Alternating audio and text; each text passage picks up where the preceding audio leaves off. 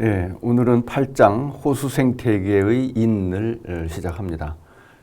예, 5파트로 나누어서 영상을 만들었습니다.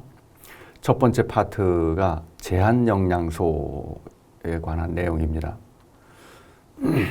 자, 제한 영양소라는 것은 어떤 개념이냐 하면 생물의 바이오매스가 가장 결핍된 원소의 양에 의해서 결정된다는 법칙입니다.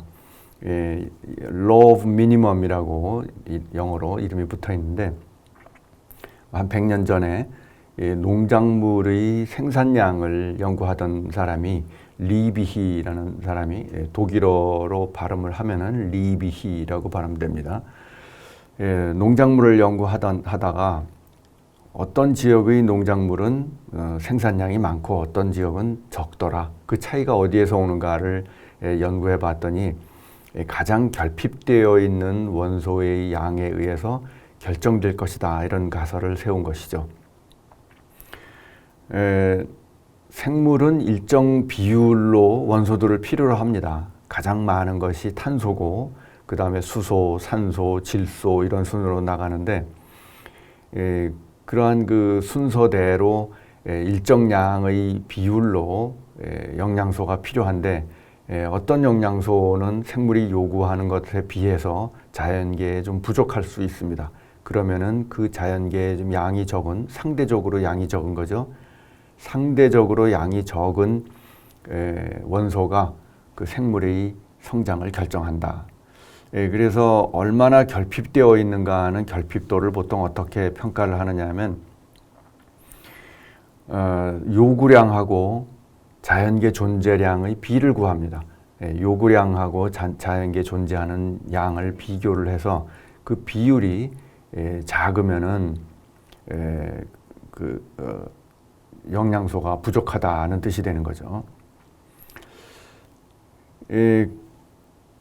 그런데 이 생태계의 지역에 따라서 보면은 리미팅 뉴트리언트가 서로 다릅니다. 육상에서는 질소가 1차 제한 영양소입니다. 가장 결핍되어 있는 원소죠. 그에 비해서 인과 칼륨은 조금 여유가 좀 있는 편이에요. 그렇지만 질소가 공급이 많이 되고 나면은 그 다음으로 결핍되는 것이 인하고 칼륨입니다. 그래서 육상에서 비료를 뿌려줄 때 질소, 인, 칼륨 이렇게 섞어서 비료를 주죠. 그 다음에 담수에서는 인이 제한 영양소이고 두 번째로 질소가 제한 영양소가 됩니다. 그러니까 두 번째라는 것은 뭐냐면 결핍도는 좀 떨어지는데, 인이 매우 결핍되어 있다가 인이 증가하면, 예를 들어서 하수가 많이 유입한다. 그래서 인이 증가하면 두 번째로 그다음 질소가 제한 영양소로 등장합니다. 인은 풍부해졌기 때문에 그다음 질소가 제한 영양소가 되는 거죠. 바다에서는 반대로 질소가 1차 제한 영양소고 인이 2차 제한 영양소가 됩니다. 자, 담수에서 리미팅 뉴트리언트는 인이라고 했는데, 그럼 인은 왜 담수에서 리미팅 뉴트리언트가 되는가, 제한 영양소가 되는가? 우선 인은 모든 생물에게 꼭 필요한 필수 원소입니다. 인이 어디에 들어있느냐 하면 세포막을 만드는 데도 들어가고 핵산에도 들어가 있어요. 그러니까 세포막과 핵산이라는 것은 세포에서 필수적인 그런 요소죠. 그래서 인이 부족하면 세포가 분열을 못합니다. 핵을 복제를 못하니까, DNA 복제를 못하니까 그 분열을 못하는 거죠. 그래서 성장이 억제된다는 거죠.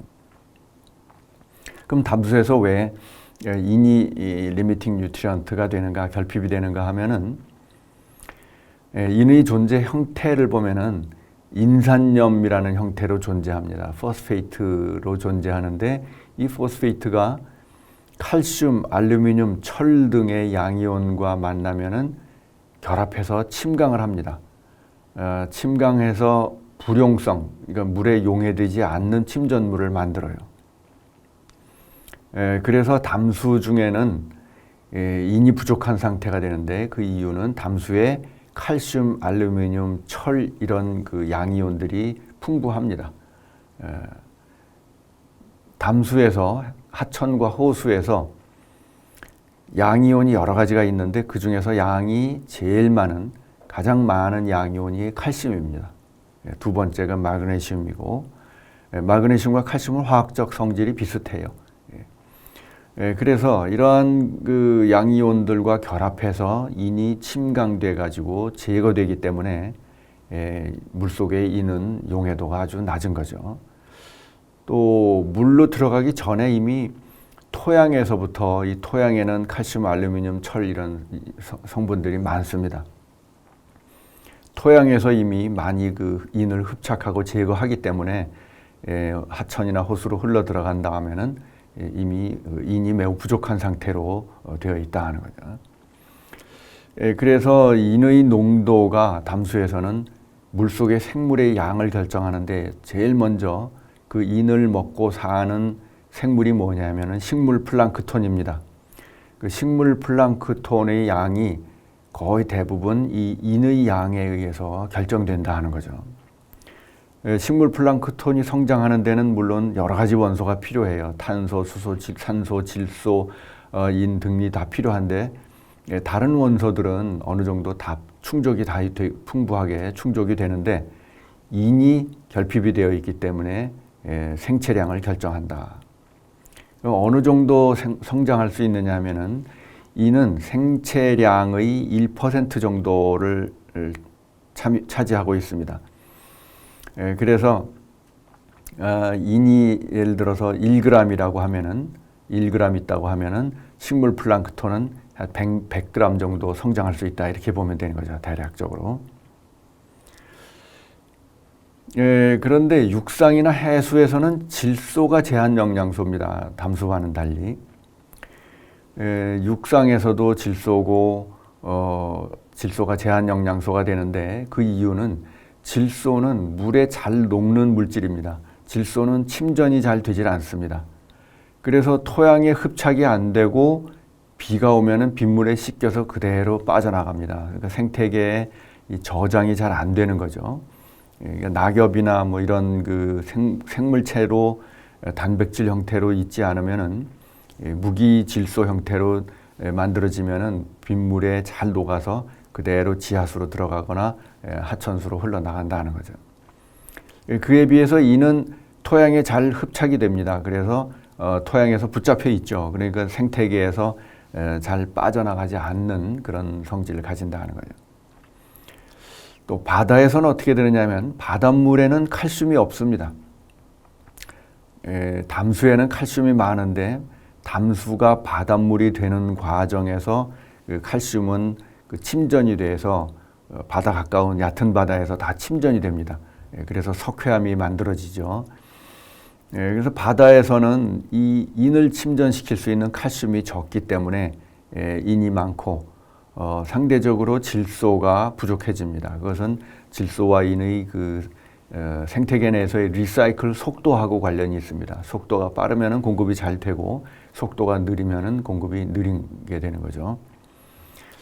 그래서 질소가 부족한 상태인데 질소는 주로 어디서 공급이 되느냐 하면은 육지에서 공급이 되고 제일 양이 많은 게 비료입니다. 육상에서 우리가 농사를 짓기 위해서 비료를 많이 뿌려주죠.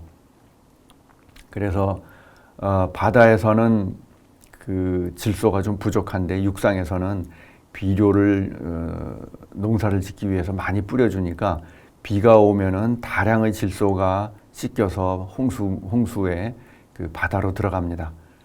그리고 나면은 플랑크톤이 급증하는 현상이 나타납니다. 그러니까 홍수 후에 플랑크톤이 증가하는 그런 성질의 경향이 나타나고 이 플랑크톤이 증가하는 계절에 이 적조도 함께 같이 많이 증가하는 그런 경향이 있습니다.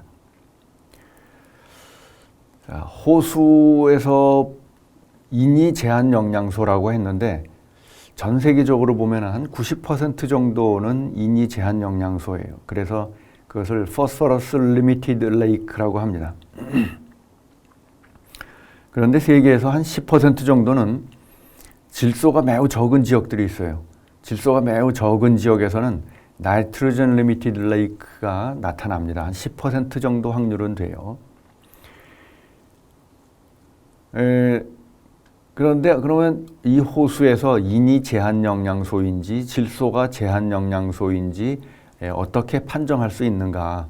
그 판정하는 방법이 물속에 있는 질소와 인의 양을 측정해보고 그 비를 계산하는 겁니다. 자, 생물, 조류의 CNP, 제일 중요한 원소인 CNP의 함량을 보면 무게비로 보면은 40대 7대 1 이렇게 됩니다.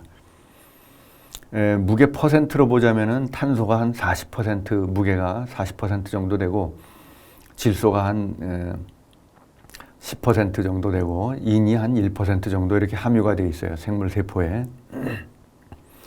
무게비로 보면은 40대 7대 1 정도 되고 이것을 원자의 개수비, 원자비로 보면은 어토믹 레이쇼라고 하는데 어토믹 레이쇼는 106대 16대 1이라고 알려져 있습니다. 이것은 오래전에 그 레드필드라는 사람이 바다에서 플랑크톤을 많이 조사해서 나온 그 수치들인데 다른 그 조류에도 담수 조류 이런 데도 어느 정도 적용이 됩니다. 물론 이 수치는 변이가 좀 많이 있어요. 그러니까 어떤 생물은 단백질 함량이 많다 그러면 질소의 함량이 좀 높아지고 인을 좀 잘 몸 안에 축적한다 그러면은 그 인 함량이 좀 높아지고 뭐 이렇게 되는 거죠. 그래서 생물에 따라서 변이는 좀 있습니다만 평균치가 이제 이 정도 된다. 그래서 질소와 인의 생물체 내 비가 16대 1이다. 원자비로 16대 1인데 만일 물속에 있는 질소와 인의 원자 비가 16보다 크면은 어떻게 되느냐. 16보다 크다는 것은 질소가 많다는 뜻이죠. 그 16보다 크면 질소가 많기 때문에 이때는 인이 제한 영양소가 된다. 또 16보다 작으면은 그때는 인이 부족하다는 질소가 부족하다는 뜻이 되기 때문에 질소 제한이 된다. 그래서 어느 호수가 인 제한인지 질소 제한인지를 판정하기 위해서는 인과 질소의 농도를 구한 다음에 그 비를 계산해 보면 됩니다. 그 비를 계산해 보고 이 원자비 16보다 큰가 작은가를 가지고 판정을 하는 거죠. 그런데 우리나라 호수를 지금까지 내가 조사해 본 바로 데이터를 보면은 이 대부분이 이 원자비가 100 이상입니다. 뭐 작아도 적어도 한 16은 다 넘어가는 그런 수준이에요. 그래서 우리나라에서는 질소가 제한인 호수는 없다 이렇게 보면 됩니다. 그러니까 우리나라 호수는 거의 다 인제한이다. 질소가 제한인 경우, 즉 NPB가 16보다 작은 경우가 가끔 있습니다. 그런데 그건 어떤 경우냐면 질소가 부족해서가 아니라 인과 질소가 너무 많아서 그런 거예요. 인 함량이 상대적으로 더 많은 하수가 많이 유입하면 인이 굉장히 높아집니다. 인 농도가 높아지고 그때는 또 질소도 많아요. 그러니까 그런 경우에는 인도 질소도 제한 요인이 아닙니다. 그럴 때는 영양소는 이미 충분하고 빛이라든가 무슨 체류 시간이라든가 이런 것이 제한 요인이 됩니다. 그래서 제한 영양소로 본다면 우리나라 호수는 모두 인이 제한 영양소다라고 보면 됩니다. 인이 제한 영양소라는 것을 증명할 수 있는 자료가 이런 것입니다. 이것은 우리나라의 저수지, 수백 개의 저수지의 데이터를 플러트한 것인데요. X축은 인의 농도입니다. Y축은 클로로필 A의 농도. 클로로필이라고 하는 것은 식물 플랑크톤의 양을 나타내는 지표입니다. 엽록소 A라고 하는 식물 플랑크톤이 가지고 있는 색소인데 그 색소의 양을 측정하면 식물 플랑크톤의 양을 간접적으로 알 수 있기 때문에 식물 플랑크톤의 양의 지표로 사용하고 있는 것입니다. 보면은 인의 농도, 로그 스케일인데 인의 농도와 식물 플랑크톤의 밀도가 거의 이런 상관관계, 양의 상관관계를 보인다는 것을 알 수가 있죠. 물론 여기도 변이가 있습니다. 변이가 좀 이렇게 있는 것은 여러 가지 다른 요인들이 조금 관여를 하는 거죠. 근데 기본적으로 인이 식물 플랑크톤의 양을 좌우하는 제한 영양소다. 그러면 인이 증가하면 어떻게 되는가? 인이 증가하면 식물 플랑크톤이 증가하는데, 식물 플랑크톤이 증가하면은 식물 플랑크톤이 가라앉아 가지고 밑에서 분해될 때 BOD가 증가합니다. 산소를 소비하는 거죠. 그러니까 표면에서 광합성을 할 때는 산소를 생성하지만 죽어서 가라앉아 가지고 호수 심층에서 저질에서 분해될 때는 산소를 소비합니다. 그러니까 그것은 BOD가 증가한다라고 표현하면 되죠. 그 다음에 식물 플랑크톤이 증가하면서 또 독성을 가지는 남조류라고 하는 종류가 증가하는 경향을 보입니다. 식물 플랑크톤 종류 중에는 이 남조류라는 종류가 있는데 이 종류는 독소를 잘 생성합니다. 이런 종류가 인이 농도가 높은 곳을 좋아해요. 인 농도가 높은 곳을 좋아하기 때문에 인이 증가하면 이 독성 남조류가 증가하는 그런 경향이 있다. 그 다음에 물속에 플랑크톤이 생장하면서 유기물을 많이 배출합니다. 물속으로. 또 식물 플랑크톤이 죽어서 분해될 때도 유기물이 나와요. 호수 바닥의 세디멘트에서 인이 유기물이 분해될 때 플랑크톤이 분해될 때 유기물이 나오는데 이런 것들이 결국 수중의 유기물 총량을 증가시킵니다. 유기물 총량을 증가시키면 수돗물의 질이 나빠지는 거죠. 그 외에 물이 혼탁해지죠. 플랑크톤이 많으면 혼탁해지고. 그런데 동물의 현존량은 증가해요. 왜냐하면 동물이라는 것은 결국은 광합성하는 식물을 먹고 사는 것인데 식물 플랑크톤이 많아지면 동물 플랑크톤이 많아지고 그것을 먹고 물고기가 늘어나고 그래서 양은 많아집니다. 물론 그 종류는 달라져요. 종류는 내성 있는 종류는 늘어나고 민감한 종은 줄어들지만 총량은 늘어난다. 그래서 어업을 하는 사람들은 종종 부영양한 상태를 더 좋아합니다. 인이 농도가 높은 것을 좋아해요. 왜냐하면 물고기 총량이 증가하니까 물이 너무 맑으면 먹이가 없어서 물고기가 적습니다. 그래서 어느 정도는 부영양화되면은 어부들은 좋아하는 그런 상태가 된다는 거죠. 이렇게 해서 그 인이라고 하는 것은 호수 생태계 전반에 영향을 미칩니다. 그러니까 인이 증가해서 플랑크톤이 증가하면은 BOD가 증가하고 탁도도 증가하고 DOC 증가하고 TOC 증가하고 또 플랑크톤이 증가하면서 어류도 증가하고 그러니까 결국 인이 증가한다는 것은 물에서 생물학적, 화학적 특성을 다 결정짓는 거예요. 그래서 호수에서 인의 농도가 수중 생태계의 특성을 전체적으로 결정짓는다. 수질도 결정하고 거기에 사는 생물도 결정하고 그래서 인의 농도가 호수 생태계에서 아주 중요한 가장 중요한 팩터이고 호수의 환경을 어떤 관리를 한다고 하면은 그때 가장 중요한 임무가 인의 농도를 통제하는 것입니다. 자, 오늘은 인에 대해서 제한 영양소의 개념에 대해서 설명을 했고 인이 제한 영양소로서 어떤 중요성을 가지는지 공부했습니다.